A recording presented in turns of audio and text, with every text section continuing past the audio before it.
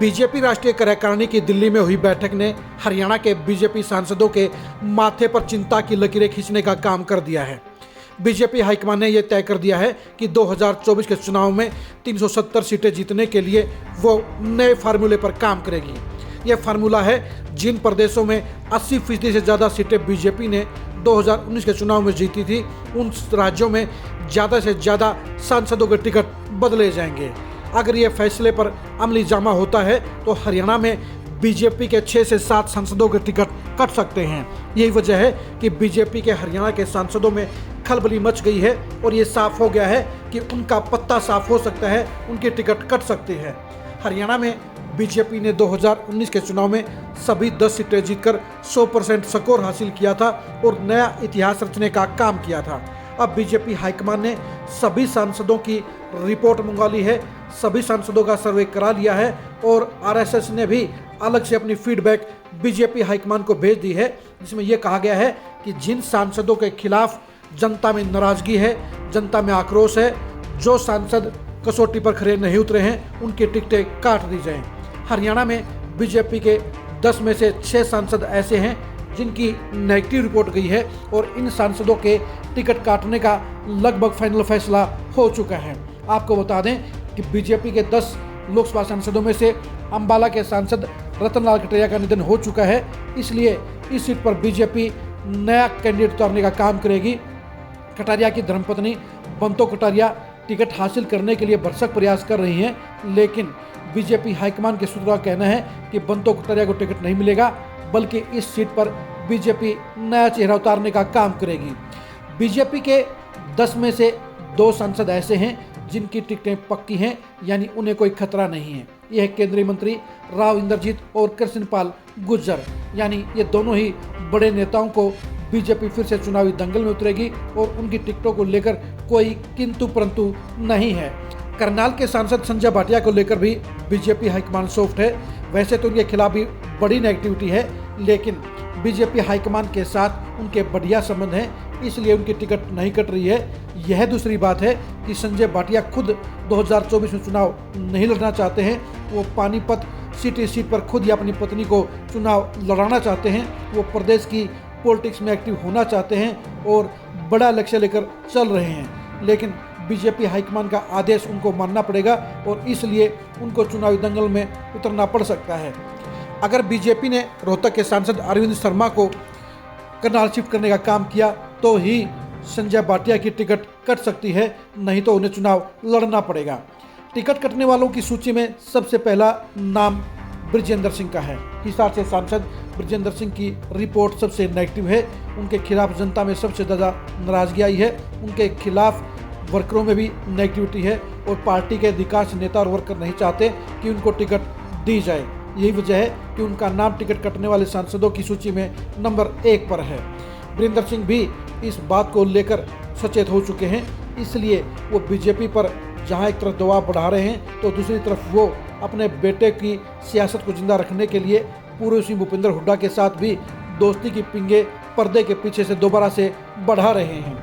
सिरसा की सांसद सुनीता दुग्गल और बीजेपी के हरियाणा प्रदेश के अध्यक्ष नायब सैनी भी टिकट कटने वाले सांसदों की कतार में शामिल हैं।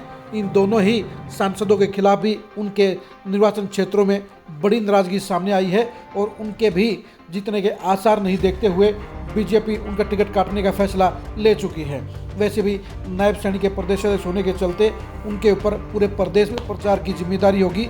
यही वजह है उनको टिकट नहीं दिया जाएगा। भिवानी के सांसद धर्मवीर सिंह, सोनीपत के सांसद रमेश कौशिक भी टिकट कटने वाले सांसदों की कतार में शामिल हैं। रोहतक के सांसद अरविंद शर्मा को लेकर बीजेपी 2-3 थ्योरी पर काम कर रही है।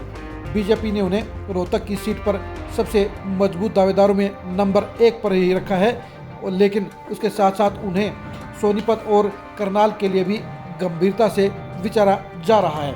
अगर बीजेपी ने रोहतक में हुड्डा फैमिली के खिलाफ कोई सरप्राइजिंग फेस उतारने का काम किया तो उन हालात में अरविंद शर्मा को सोनीपत या करनाल में से भी चुनावी मैदान में उतारा जा सकता है।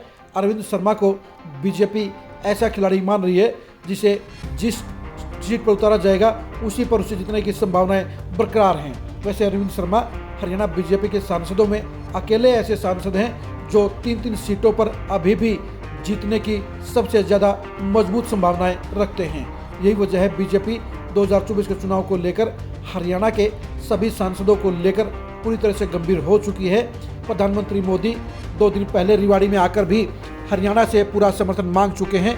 अमित शाह भी सोनीपत में बीजेपी के लिए हरियाणा की 10 की 10 सीटें दोबारा से देने का आह्वान कर चुके हैं। ऐसे में बीजेपी की राष्ट्रीय कार्यकारिणी में लिए गए फैसले साफ तौर पर संकेत दे रहे हैं कि बीजेपी हरियाणा में 6 से 7 सांसदों के टिकट काट सकती है, यानी लगभग 60 से 70% टिकटें काट दी जाएंगी। बीजेपी नहीं चाहती कि हरियाणा में किसी भी सीट पर उसे हार का सामना करना पड़े। यही वजह है कि बीजेपी हरियाणा में ज़्यादा से ज़्यादा सांसदों की टिकट काटने का फैसला ले चुकी है। बीजेपी को हरियाणा में सबसे ज़्यादा चिंता रोहतक सीट को लेकर है। दीपेंद्र हुड्डा को हराने के लिए बीजेपी ने जहां वर्तमान सांसद अरविंद शर्मा को स्टैंड बाय में रखा है, वहीं इसके साथ साथ वो दूसरे चेहरों पर भी गंभीरता से विचार कर रही है। फील्ड में सर्वे कराए जा रहे हैं और इसलिए बीजेपी फूंक फूंक कर कदम रखते हुए रोहतक की सीट को जीतकर भी दोबारा से परफेक्ट 10 का स्कोर हासिल करना चाहती है। बीजेपी के वर्तमान सांसदों को लेकर जनता से ली गई फीडबैक के आधार पर ही बीजेपी हाईकमान फैसला लेने का काम कर रही है। बीजेपी के जहां 4 सांसद 2 से 4 बार अपनी सीटें जीत चुके हैं, वहीं नए सांसदों के रिपोर्ट कार्ड को लेकर भी बीजेपी हाईकमान ने अपना साफ क्लियर एजेंडा बना लिया है कि सिर्फ जीतने वाले चेहरों को टिकटें दी जाएंगी। और इस कसौटी पर फिलहाल हरियाणा में राव इंद्रजीत और कृष्णपाल गुर्जर ही खड़े उतर रहे हैं। यही वजह है दोनों की टिकटें सेफ हैं। बाकी के सांसदों को लेकर बीजेपी हाईकमान गंभीरता से विकल्पों पर विचार करते हुए उनकी टिकट के ऊपर सवालिया निशान लगा चुकी है। अरविंद शर्मा ही ऐसे खिलाड़ी हैं जिनको लेकर बीजेपी टिकट काटने के बजाय रोहतक, सोनीपत और करनाल 3-3 सीटों पर विचार कर रही है। बीजेपी सरप्राइजिंग कैंडिडेट देकर हरियाणा में जहां एक तरफ 10 की 10 सीटें जीतना चाहती है, वहीं कांग्रेस को भी बड़ा झटका देने की तैयारी में जुट गई है।